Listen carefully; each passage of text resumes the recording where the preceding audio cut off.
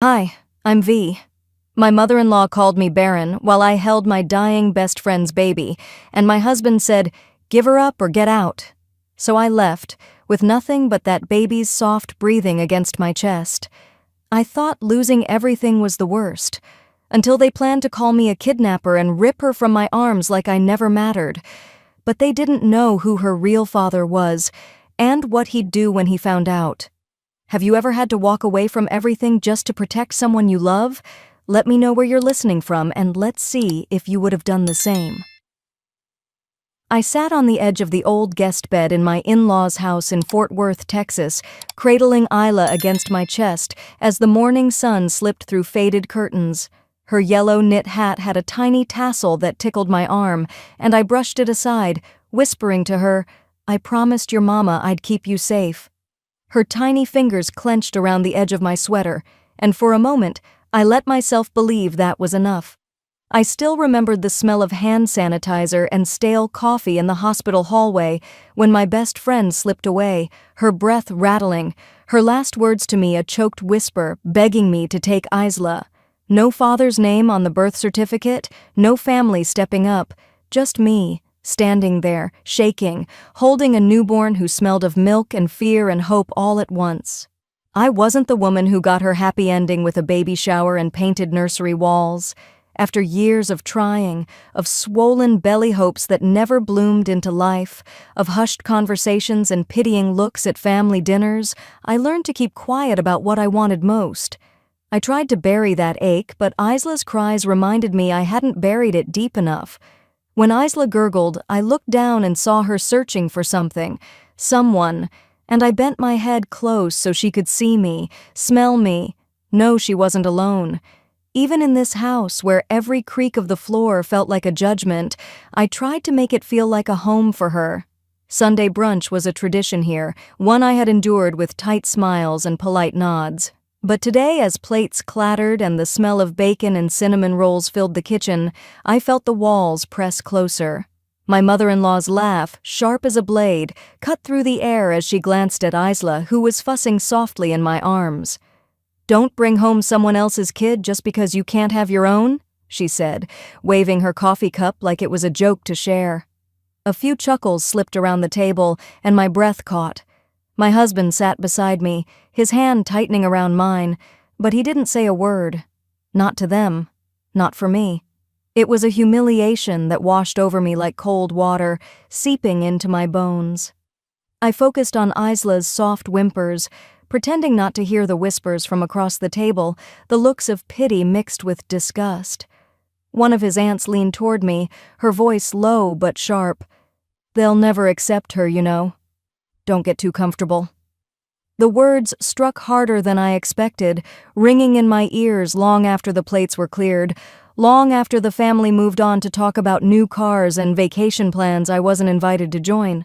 Isla fell asleep on my shoulder, her small body warm against me, and I tried to steady my breathing as I cleaned up dishes in the kitchen. That evening, the house was quiet, except for the low hum of the dishwasher and the click of the ceiling fan. I sat on the edge of our bed, Isla in my arms, watching as my husband rubbed his temples, the muscles in his jaw tight. "We can't keep doing this, V," he finally said, voice low, like he was trying not to wake the house. "You have to give her up, or you need to leave." I stared at him, waiting for the laugh, the reassurance that this was just stress talking. But he looked away, swallowing hard, his eyes wet but refusing to meet mine. "You're letting them get to you," I whispered, my voice shaking. "She's just a baby." His hands clenched, and he said nothing. It was worse than shouting. It was the silence of a man who had already chosen comfort over courage, reputation over family. A tear slipped down my cheek, and I didn't bother wiping it away. I pressed my lips to Isla's soft head, breathing in the faint scent of baby powder and milk, grounding myself. That night, while the world outside settled into the quiet of an early fall evening, I packed a small suitcase, a few onesies, a worn blanket, the yellow knit hat. My hands were steady, my breath even. Isla shifted in her sleep, the hat slipping over her eyes, and I pulled it back gently, tucking it behind her tiny ear. I stood by the door for a moment, looking back at the room that had never felt like mine. My husband's shape under the covers didn't stir, and I knew he wouldn't stop me. Maybe part of him wanted me to go. Holding Isla close, I stepped into the hallway, the floor cool under my feet, each step echoing the promise I made to her mother and to myself. I would protect her, no matter what it cost. As I stepped into the cold Texas night, clutching Isla to my chest, I wondered where we would go.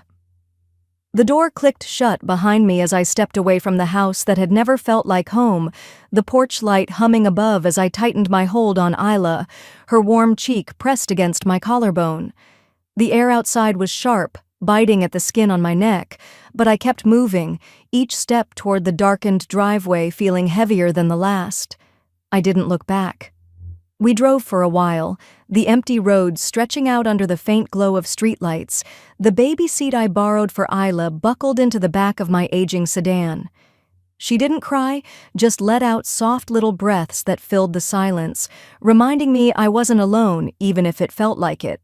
I found a small motel on the edge of town, the kind with a flickering neon sign and a buzzing soda machine outside the office. The clerk barely looked at me, sliding a key across the counter, his eyes dropping to Isla before flicking away. Inside the room, the air smelled like old curtains and bleach. I settled onto the creaky bed, Isla's tiny body pressed to my chest, her breath warm against my skin. We wore the same clothes as the day before, the fabric stiff from sweat and the faint scent of milk.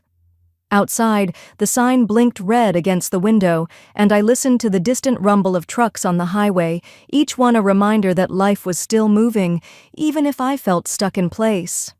I leaned back against the headboard, rocking her gently as her small fists waved in her sleep. My hand brushed over her head, the soft fuzz of her hair catching the glow of the bedside lamp. I didn't know how we would get through the next day, let alone the next week, but I pressed a kiss to her forehead anyway, telling her softly that I would figure it out, that I would not let her down. When dawn broke, gray and pale through the thin curtains, I checked my wallet. A few crumpled bills and a handful of coins, the last of what I had hidden away from grocery runs and gas money, scraping together what I could for this moment I hoped would never come. I stood at the small sink, warming a bottle under the thin stream of hot water, Isla's eyes blinking open as she stretched, her hands opening and closing as if searching for something to hold. I couldn't shake the memory of that hospital room, the beep of machines and the smell of antiseptic, as my best friend grabbed my wrist, her voice rough and thin. "Promise me you won't let her go into the system," she had whispered, fear filling her eyes as she looked at the baby she would never see grow up. I had nodded, tears blurring my vision, clutching Isla's tiny body as if that promise could become a shield against the world. I tucked Isla into the carrier, wrapping a blanket around her as I stepped into the morning air, the cold biting through my thin sweater.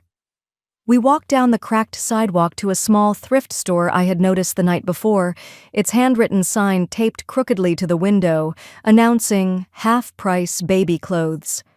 The bell above the door jingled when I stepped inside, the smell of mothballs and old fabric wrapping around us as I browsed the bins of faded onesies and tiny socks. I found a small stack of baby clothes, a soft blanket with a duck pattern, and carried them to the counter, pulling out my coins, counting them carefully with shaking fingers. A quarter rolled off the counter, bouncing once before clattering to the floor, and I bent to pick it up, my face flushing as I felt eyes on me. A woman in line behind me, her hair pulled into a messy bun, muttered just loud enough for me to hear, "Some people shouldn't take in kids they can't afford." The words hit harder than I expected, echoing the same sneer I had heard across the breakfast table days before. I felt my eyes burn, but I forced myself to look straight ahead, handing over the coins and bills to the cashier without a word. Isla shifted in the carrier, her small hand pressing against my chest, grounding me in the moment as I took the bag and stepped outside, the cold air slapping my cheeks dry. Back at the motel, I laid the clothes on the bed, folding each piece carefully while Isla watched me, her wide eyes following every move. I held up a tiny yellow onesie, soft from years of other babies wearing it, and smiled at her, even as fear twisted in my stomach. "We'll make it, sweet girl," I told her, smoothing her hair back as she kicked her legs, a small sound escaping her lips that almost sounded like a laugh. I placed her on the bed, pulling the blanket over her, and sat beside her, the weight of the day pressing down as I listened to the hum of the old heater and the distant sound of tires on gravel outside. A knock at the door startled me, and I froze, glancing at Isla before standing slowly to peek through the small peephole. It was the motel clerk, shifting from foot to foot, his hat in his hands. "Ma'am, just letting you know payment for the next night is due by noon," he said, his voice flat, eyes flicking to the baby behind me before moving away. I nodded, closing the door softly, leaning my forehead against the wood as I exhaled, pressing my palms to my temples. The room was quiet again, the shadows stretching across the floor as the sun dipped low, and I knew I was running out of time. I crawled back onto the bed, pulling Isla close, her soft breathing filling the dark as I stared at the ceiling, the promise I made whispering through my mind, louder than the silence around us. That night, as Isla's soft breathing filled the dark room, I realized I was running out of time. Morning light leaked through the thin curtains, pulling me back from the edge of restless dreams. Isla's small cries cut through the quiet, and I sat up, blinking at the worn motel room around me, the blanket half slipping from my shoulders. My arms felt heavy as I reached for her, the weight of worry heavier than any exhaustion. I held her close, pressing her warm body against mine as I tried to hush her cries. Then I realized the formula was gone. The small can I had managed to buy with spare change was empty, and there was no milk left. A panic, sharp and cold, crawled up my spine as I rifled through my purse, pulling out every coin, every crumpled bill I had tucked away, hoping it would be enough. I wrapped Isla in the cleanest blanket I had, pulling it snug around her, and slipped out into the cool morning. The air smelled like damp pavement and dust, the hum of passing trucks mixing with the soft cries against my chest as I walked down the block to a small convenience store. I counted each coin twice in my hand before sliding them across the counter, the cashier's eyes darting to Isla, then back down without a word. The small can of formula felt like it weighed 1,000 pounds in my hand as I walked back to the room, every step echoing the fear of what would happen when the coins finally ran out. Back in the room, I warmed the bottle under the tap, watching Isla's fists open and close, her eyes blinking up at me, trusting, unaware of the battles waiting outside those thin motel walls. As she drank, her breathing slowed, her body relaxing, and for a moment, I let myself believe we would be okay. I needed help, real help, not the empty nods and hollow reassurances people had thrown my way since Isla came into my life. I remembered the legal aid office a woman at the thrift store mentioned, saying they helped mothers who were out of options. So after Isla fell back asleep, I packed the diaper bag with what little we had, lifting her carefully and stepping out into the brightness of late morning. The bus ride into downtown Fort Worth was long and rattling, the air stale and filled with the quiet conversations of strangers trying to get through their own days. I held Isla close, rocking slightly with each turn of the wheels, counting the stops as we moved closer to the city center. My mind spun with every possible scenario, every fear of what they could take from me if I didn't act now. When we arrived, I stepped off the bus and walked 2 blocks to the building, its glass doors smudged with fingerprints, the waiting area packed with people clutching folders and tired eyes. I checked in and took a seat. Isla pressed to my chest, her soft breaths grounding me as I watched the minutes tick by on the clock above the receptionist's head. Hours passed before they called my name, and I stepped into a small office, the attorney's tired eyes meeting mine as I explained everything. Isla's mother had trusted me, wanted me to care for her, but there was no paperwork, no official guardianship. The attorney's words were gentle but heavy, telling me that without legal proof I didn't have a claim. My best friend's will, never updated, left Isla without the safety net she deserved.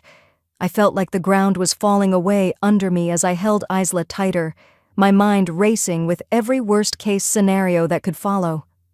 On the walk back to the bus stop, the memory of my best friend's pale hand sliding a small key into mine replayed in my mind. "You're the only one I trust," she had whispered, her breath rattling, eyes filled with the kind of fear that only mothers understand. At the time, I thought it was just a gesture, a promise. Now it felt like a lifeline I had ignored. As I reached the bus stop, ready to head back to the motel, I paused when I saw familiar figures across the street. My mother-in-law stood near the glass doors of another office in the same building, my husband beside her, his arms crossed, his face pulled tight in a way I had seen too many times before. A woman in business clothes stood with them, holding a file with a label I could barely make out. CPS. I ducked behind a parked car, my heart thudding so hard I thought it might echo in the street. I could hear my mother-in-law's voice, sharp and clear, even from where I hid. "She's unstable, dragging that baby around, living in motels. She can't keep her." My husband didn't say anything, just nodded, his eyes downcast. I pressed a hand to my mouth, tears stinging, but I forced them back. They were going to take Isla, and they were going to use every weakness they could find against me. I rode the bus back with Isla, the streets outside blurring into colors I couldn't process, my thoughts spiraling with fear. Back at the motel, I closed the door softly, sinking to the floor with Isla still in my arms, whispering promises I wasn't sure I could keep. "They won't take you. I won't let them."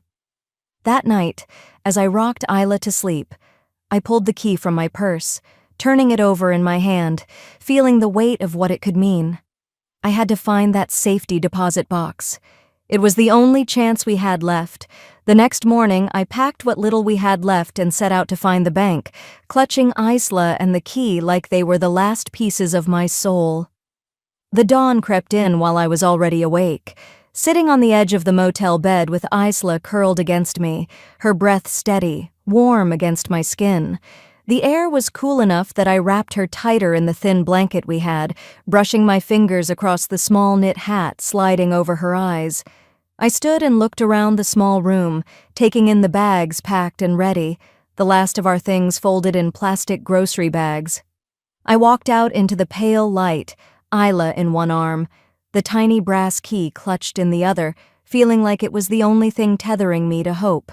The bus ride felt endless, every pothole rattling through me as Isla shifted in her sleep, small sounds breaking the heavy silence. I tried not to think about the looks people gave us, pity mixed with annoyance, as they took in the tired woman clutching a baby, trying to keep her head up while her world spun. When we got off near the bank, I paused outside, letting Isla's soft coos pull me back from the fear that was crawling up my neck. I bounced her gently, whispering that we would be okay, even if I wasn't sure how true that was. I practiced what I would say, how I would explain the key, the situation, without sounding like the desperate woman I was quickly becoming. Inside, the smell of coffee and printer ink filled the cool lobby, the hush of conversations at the teller windows giving me a moment to breathe. I approached the counter, adjusting Isla against my hip as I set the key down and handed over my ID. The teller glanced at the baby, then back at me, her eyebrows twitching before she forced a polite smile. "I need to access a safety deposit box," I said, keeping my voice steady even though my hands were shaking. She hesitated, then nodded, leading me down a narrow hallway toward the vault. The clang of the heavy door closing behind us made me flinch, the noise too loud in the cold space. She gestured to a small metal box, sliding it across the table toward me. I paused, the key trembling in my grip before I slid it into the lock, turning it until I heard the soft click. Inside, a letter lay on top of a small stack of documents, the handwriting immediately recognizable, neat and looping in a way that made my chest ache. My best friend's name stared back at me, the paper worn, the ink smudged in places like it had been read over and over. I unfolded it carefully, my eyes blurring as I read her words, telling me she trusted me, that Isla was meant to be with me if anything happened, that I was the only one who would love her like she deserved. Underneath the letter, papers were clipped together, guardianship forms, a will half complete but clear in intent, her signature at the bottom, shaky, but there. My breath caught, relief and grief mixing in a swirl that left me clutching the papers to my chest as Isla stirred against me. "I've got you," I whispered to Isla, pressing a kiss to her forehead as tears slipped down, uninvited but unstoppable. As I was about to close the box, something caught my eye in the corner. A sealed envelope, its edges yellowing, marked in the same handwriting. To Isla's real father. My fingers hovered over it, the weight of what it could mean pressing down on me. I lifted it carefully, turning it over, trying to decide if I should open it or keep it sealed. Stepping back out into the daylight, the documents pressed against me under my coat. Isla's small hand wrapped around a lock of my hair. I felt the world shift slightly. For the first time in days, there was a sliver of power in my hands, something that might help us fight back. The ride back to the motel was quiet, the bus humming beneath us as Isla dozed, her cheek resting against my shoulder. My mind raced, flipping between relief and fear, between the promise I made to my best friend and the threat hanging over us like a dark cloud. My in-laws, CPS, the life we were running from, and now this envelope, a piece of Isla's story I hadn't been prepared to face. Back in the room, I set Isla down, letting her tiny fingers clutch a corner of the blanket as I pulled the envelope from my pocket. I held it over the trash can, my hand trembling, the fear of what it could contain heavier than the air around me. That night, as Isla slept beside me on the motel bed, I held the envelope over the trash can and couldn't let go. Morning light crept through the thin motel curtains, painting soft lines across Isla's cheeks as she shifted, cooing beside me on the mattress. I hadn't slept much, my fingers tracing the edges of the envelope all night, the paper growing soft under my grip. It felt like it weighed more than any burden I'd carried, heavier even than the quiet shame of packing up my life in silence and walking out with nowhere to go. I sat on the floor, the scratchy carpet pressing patterns into my legs, Isla strapped to my chest in her carrier. Her small breaths were steady, reminding me that she was here, that I couldn't fall apart, not now. I whispered a quiet prayer, not one I'd learned in church, but one that came from somewhere deep in my bones. I asked for courage, for truth, for anything that could help us survive. Tearing open the envelope was like ripping through the last thin layer of my old life, the one where I thought I could control how this story ended. The paper inside was a letter written in my best friend's handwriting, the loops familiar, the ink smudged in places where her tears must have fallen as she wrote. She told me Isla's father was Malachi Warren, a name that punched the breath out of me as I read it again. Malachi Warren, the cattle rancher whose land stretched over counties, whose family name was whispered in small-town Texas like a legend, whose face I'd seen on the local news at charity auctions, shaking hands and smiling for cameras. She wrote that he had tried to be part of Isla's life, that he wanted to help, to be there, but her family had turned him away. Too proud, too hurt by old grudges to let him close. I folded the letter carefully, pressing it to my chest before slipping it into my bag with shaking hands. I needed to know more, needed to see if this man was who she said he was, or if he was just another promise that would leave us stranded. I packed Isla into her carrier, grabbing the last clean bottle I'd managed to wash in the motel sink, and we stepped out into the crisp morning. The bus ride into town felt longer than usual, each stop dragging out the moment before I could find answers. Isla rested her head against my chest, her small hand gripping the edge of my sweater, as if she knew I needed her to anchor me. When we finally reached the library, I settled her beside me at a computer station, ignoring the curious glances as I logged in, the ancient keyboard clacking under my uncertain fingers. I typed in his name, Malachi Warren, and the screen filled with images of him shaking hands, riding horses, speaking at town hall meetings. His face was older now, lined with years and the sun, but there was a softness in his eyes in one photo, where he held a small child during a charity event, a softness that made my throat tighten. He was real, still alive, still here in Texas, his family prominent, his ranch thriving. I closed the browser, resting my forehead against my hand, the weight of what I had learned pressing down hard. Could I reach out to him? Would he want to know about Isla, or would he turn us away the way her family had turned him away? Would he see her as a blessing, or would she be another burden he hadn't asked for? As I packed up to leave, I remembered the offhand comments my mother-in-law had made over the years, little jabs that didn't make sense at the time. Some people think money can fix everything. You don't know what you're bringing into this family. I realized with a cold clarity that they had known about Malachi, had kept it hidden, using my vulnerability as a shield for their own secrets, letting me struggle while they sat comfortably, whispering about the baby I was fighting to protect. Back at the motel, I sank to the floor, Isla beside me on a folded blanket, her small eyes watching me as I let the tears fall, silent and hot.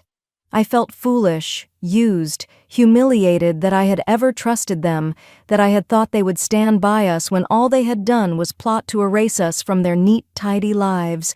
I thought about Malachi, about the risks, about the fear that he might reject us, or worse, that he might take Isla away, leaving me with nothing but the echo of the promise I'd made to her mother.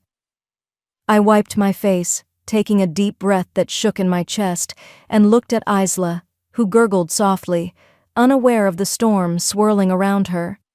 She deserved more than fear, more than hiding in cheap motels and waiting for the next knock on the door. She deserved truth, a chance to know who she was and where she came from. With trembling hands, I found Malachi's ranch number and dialed, my finger hovering over the call button before pressing it down. The phone rang, each tone stretching out, and when it went to voicemail, I swallowed hard, leaving a message that I hoped would change everything. My name is V. I have information about Isla and I think we need to talk. As I hung up, Isla shifted in her sleep and I pressed a kiss to her forehead, whispering, "We're going to be okay." When he called back, his voice was calm, but the weight of every word told me nothing would ever be the same. The phone call ended with a quiet promise, one that felt heavier than all the bags I had carried out of that house. Isla was napping on the thin motel pillow, her tiny chest rising and falling, the last piece of innocence in a world that was anything but kind. I cleaned her face with a warm rag, whispering to her that we were going for a ride, that she would be safe. She blinked awake, her lips curling into a gummy smile, and for a moment, I let myself believe it. By mid-afternoon, I was driving the borrowed car down a dirt road outside Fort Worth, dust rising behind us in soft clouds that clung to the windows. Isla was strapped in her car seat, the straps snug against her second-hand onesie. She kicked her feet, babbling at the window, while my mind replayed every second of the call with Malachi. "I've been trying to find her," he had said, voice like gravel but steady. "And I need to see her, V." I pulled into the driveway, the ranch stretching wide and green, fences running like lines on a map. Horses grazed in the distance and the air smelled of hay and something clean, like hope. I stepped out, lifting Isla into my arms, holding her close as a tall figure stepped from the porch. Malachi was older than in the photos, mid-50s with a sun-browned face, deep lines around his eyes that spoke of years under the Texas sky. His eyes, though, were sharp and tired all at once, looking at Isla as if she were something he had lost and was afraid to touch. "V?" he asked, glancing from me to Isla, and I nodded, unable to find words. She let out a soft whimper, reaching toward him with chubby hands, and he exhaled, stepping closer but not touching her, his eyes glistening. Inside, he offered us cold water, gesturing to a seat in his kitchen. It smelled of coffee and old wood, the floor creaking as I shifted Isla to my hip. Malachi opened a drawer and pulled out a small stack of papers, placing them on the table between us. "I tried," he said quietly, sliding a photo across. It was of Isla's mother, laughing on a porch, hair blowing in the wind, holding a small wrapped bundle. My throat tightened. He picked up a folded paper, opening it slowly. This was her birth certificate. My name was supposed to go here. He tapped the blank space beside the line for father's name, then the scratch marks where his name had been written, then crossed out. They didn't want me near her. I blinked, trying to focus on the paper, on Isla cooing against my chest, on the way Malachi's hands trembled as he put the paper down. The world felt too loud, the ceiling fan whirring above us, Isla's soft breathing in my ear, my heart pounding as I processed everything. He looked up, his jaw tightening. I went to her funeral, V, stood in the back, couldn't say a word. I've been trying to find Isla ever since.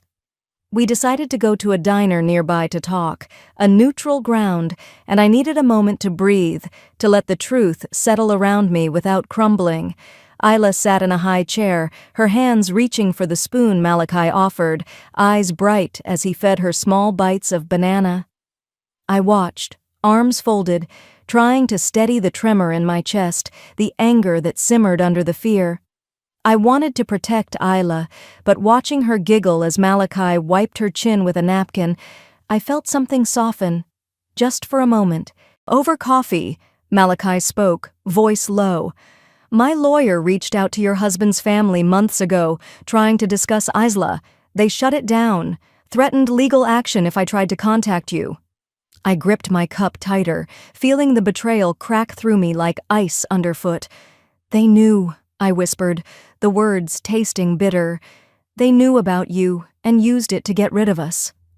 He nodded, his eyes holding mine. They wanted to keep their reputation clean, didn't want the scandal of me tied to the family, so they erased you both.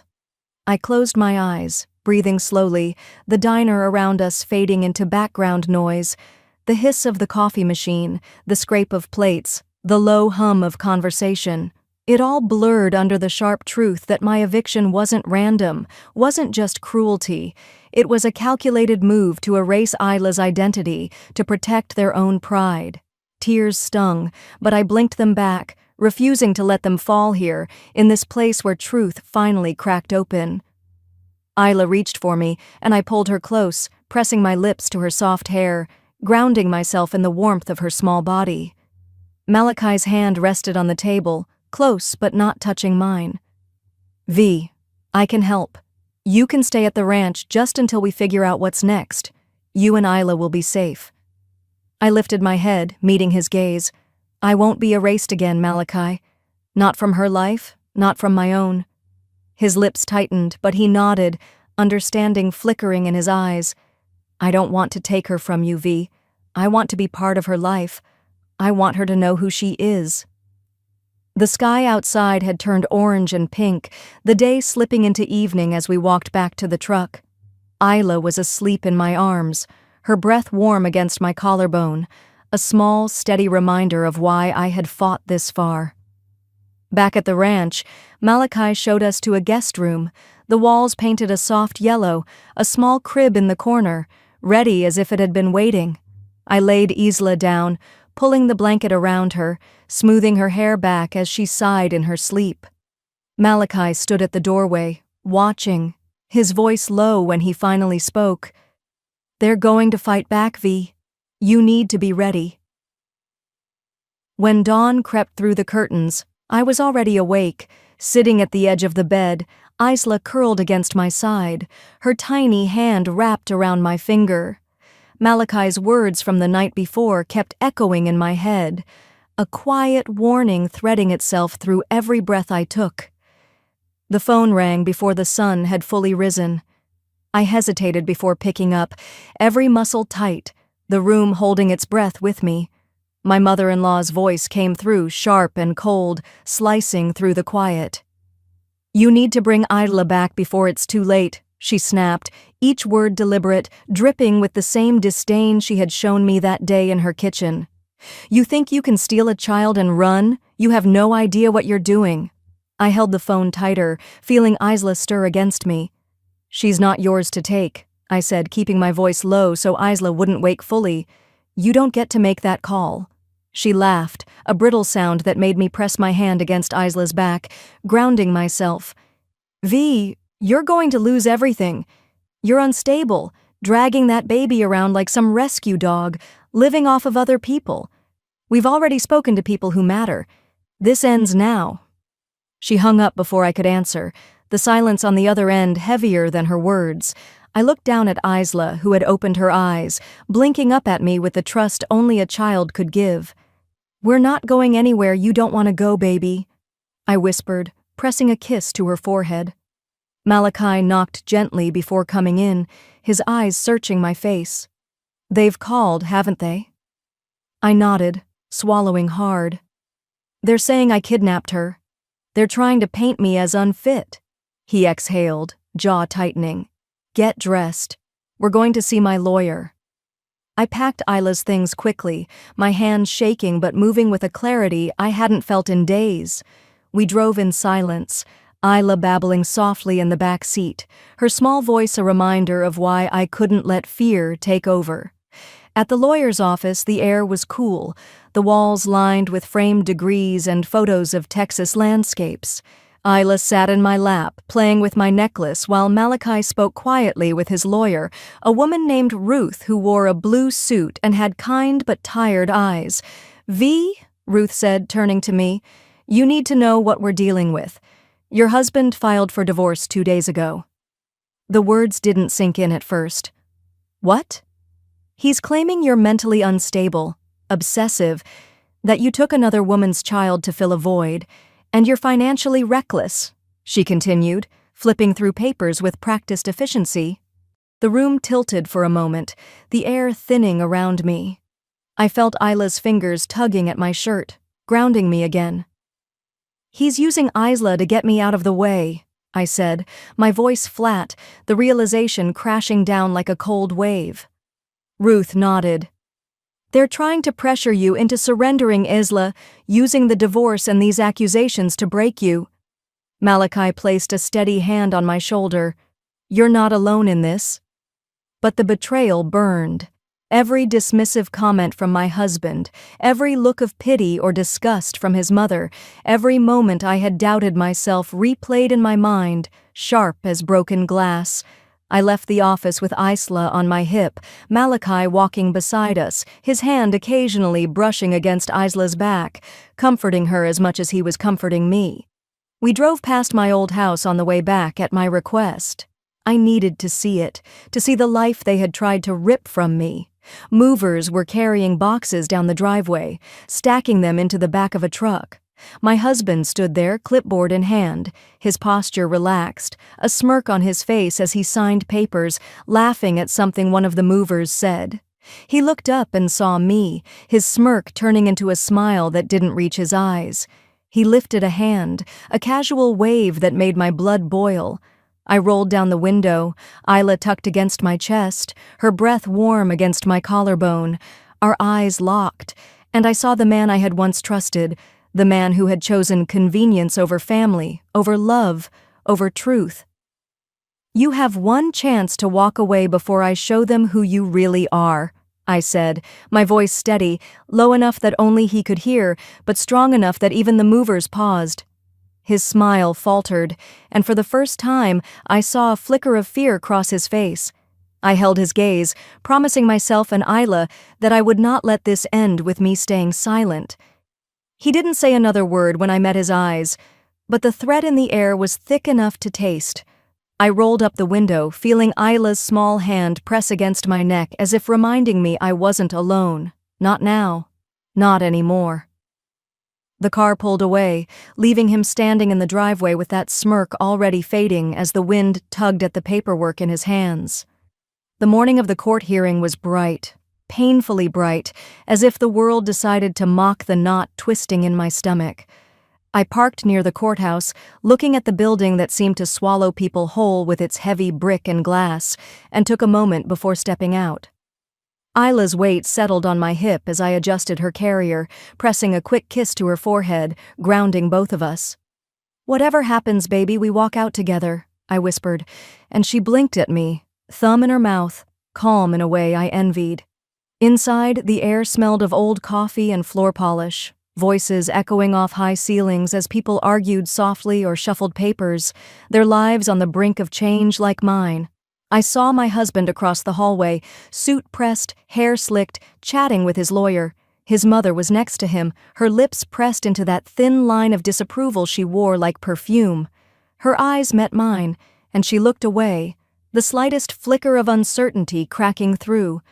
I held Isla a little closer as we moved toward the courtroom, each step deliberate even though my legs felt like they might give out.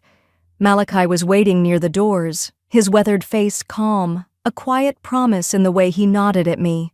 He reached out and adjusted the strap of Isla's carrier, his touch light but steady. "They don't get to write your story for you," he said.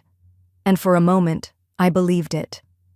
The hearing began with the cold formality of legal proceedings, words like custody, allegation, fitness being tossed around while I sat, heart hammering, Isla's soft breathing reminding me to keep going.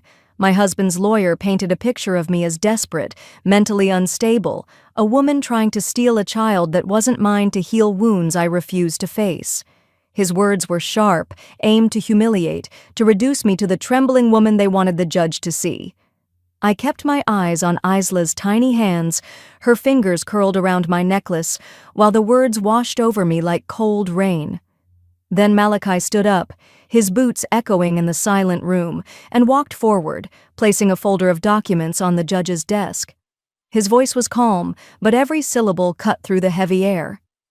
"I am Isla's biological father," he said, the words landing like a stone in a still pond. "I have DNA proof, and I have come forward to claim my rights and to support the woman who has cared for my daughter when no one else would." Gasps and whispers filled the room. My mother-in-law's hand shot to her mouth, and my husband's smirk finally cracked, his head snapping toward Malachi as if seeing him for the first time. The judge took her time reading the documents, the silence stretching until it was nearly unbearable. Then, with a final glance over her glasses, she looked at me. "For now, Isla remains with her mother and biological father while formal custody is resolved," she said, gavel hitting the block with a finality that made the breath rush from my lungs. It wasn't over, but it was a beginning. I stood, knees shaking, as we stepped out of the courtroom. My husband tried to approach, his voice low and angry, calling me pathetic, a liar, insisting I was destroying everything. I turned, holding Isla against my shoulder, and met his eyes. "Your threats mean nothing now," I said, letting each word hang between us before I turned away. We were almost to the doors when I stopped, pulling out the folder from my bag. "Wait," I said, looking at Ruth, Malachi's lawyer, who nodded, stepping back inside with me. I handed the folder to the judge's clerk, explaining quietly that it contained records of my husband's hidden accounts, the payments made to cover his gambling debts, and the money funneled into hush trips for his mother to maintain the image of their perfect family. When I left the courthouse again, Isla was asleep against me, her breath warm against my neck, and I felt lighter than I had in years. Across the street, I saw Malachi standing by a cafe, waving me over. "Come on, V," he called. "Let's get you something to eat." As I crossed the street, I glanced back at the courthouse, seeing my husband being cornered by two officers, questions flying, his face pale, and his mother sitting on a bench, tears streaking her makeup as she realized the walls they built were finally crumbling. I turned back to Malachi, the smell of fresh coffee wafting from the cafe, Isla stirring awake as I kissed her forehead. I took a deep breath, stepped into the sunlight, and whispered to Isla, "Let's go build a life they can never take from us again." I pushed the door open to our new apartment as the morning light spilled across the worn wooden floor, a soft breeze rustling the thin curtains I found on clearance. Isla slept against my chest in the carrier, her small breath warming the hollow above my heart. I paused, letting the hush of the room wrap around us, and let my hand brush the soft fuzz of her hair. We had made it, even if the path was nowhere near what I once imagined. That morning, I woke to her tiny hand pressed to my cheek, and I remembered the hospital room where I promised her mother I would protect her, no matter what. I had been so scared then, watching my best friend's eyes flutter closed for the last time, clutching my hand as she whispered, "Don't let them take her. Promise me." I had promised, with a confidence I didn't feel, not realizing then the storms that promise would bring. Weeks had passed since the courthouse showdown, the whispers in the hallways, the judge's firm voice echoing above the lies, and Malachi's steady presence beside me as the truth finally cracked through the carefully crafted illusions of my in-laws. We settled into the small apartment, far from the big house where every room reminded me of slammed doors and cold dinners. I pulled Isla from her carrier and laid her gently in the portable crib by the window. Her eyes fluttered open, meeting mine, and for a moment, we just looked at each other, a silent agreement between us that whatever came next, we would face it together. Later that afternoon, I stood in front of the small headstone, Isla in my arms, the wind catching the little knitted hat she had outgrown, the one I now placed gently on the granite. I spoke softly, not caring if anyone heard. "We made it, you know. She's safe, just like I promised you. Malachi is here, and he's better than I could have hoped. They tried, but they didn't win." I took a breath, letting the grief wash over me but not drag me under. "I miss you. I hope you're proud." A few days later, we found ourselves back at the courthouse, but this time it was a mediation room instead of a courtroom, the table between us a thin barrier against the tension crackling in the air. My husband sat across from me, his lawyer beside him, his mother perched on the edge of her seat, arms folded, eyes narrowed. Malachi was there, calm as ever, his lawyer flipping through documents with deliberate ease. "You're a fool if you think you can just take her and walk away from this," my husband said, his voice low, a fake calm that didn't reach his eyes. Malachi leaned forward, sliding a folder across the table. "Isla is my daughter, and we have the documentation. Your attempts to paint V as unfit are baseless, and you know it." His voice was even, but I saw the tension in his jaw, the way his hand flexed against the table before resting again. The lawyer read through the documents, her expression tightening as she realized the depth of the situation. Malachi continued, "And as for the accounts you thought were hidden, those are now in the hands of the authorities. You've been stealing from your own family, and that ends today." My husband's face paled, the confidence draining from him as the room seemed to shrink around him. His mother reached for his arm, whispering, "What did you do?" But he pulled away, glaring at me as if this was somehow my fault. I met his eyes, steady, no anger in my voice, just truth. "You threw me out for loving a child you didn't want to care for, and that's why you lost. You tried to break me, but you only freed me." The mediator's voice cut through the silence, clear and decisive. "For now, Isla will remain under the joint care of Ms. V and Mr. Warren until full custody is determined. The financial fraud claims will be investigated separately." Outside, I strapped Isla into her car seat while my husband stood on the steps, his lawyer speaking to him in hushed, urgent tones. His mother sat on the bench, staring at the ground, the weight of their choices finally pressing down on her shoulders.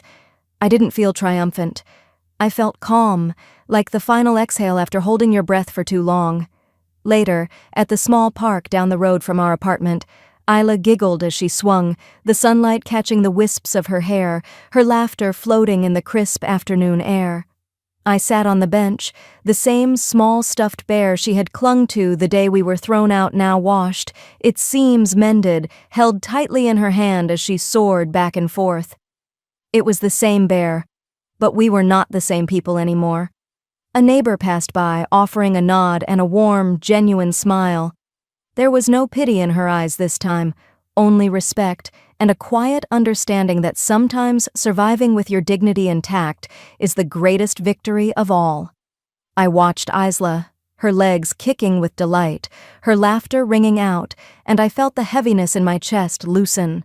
We had been through so much, and while there would still be challenges ahead, they no longer defined us. I stood, walking toward the swing, catching Isla as she leaned forward and kissed her forehead, her giggles softening into a sleepy smile as she rested her head on my shoulder. I kissed Isla's forehead and whispered, "Your mama would be so proud of you, and of me too."